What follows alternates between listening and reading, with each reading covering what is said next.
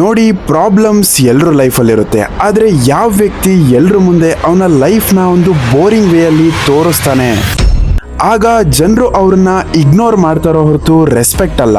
Rule number 27, poeticize your presence. ಯಾವ person ಅವ್ರನ್ನ ಅವರು ಮಿಸ್ಟೀರಿಯಸ್ ಆಗಿ ಪ್ರೆಸೆಂಟ್ ಮಾಡ್ತಾರೆ, ಆಗ ಜನರು ಅವರನ್ನ ಅರ್ಥ ಮಾಡ್ಕೊಳ್ಳೋಕೆ ಮತ್ತೆ ಎಕ್ಸ್ಪ್ಲೋರ್ ಮಾಡೋಕೆ ಹುಚ್ಚರಾಗ್ತಾರೆ.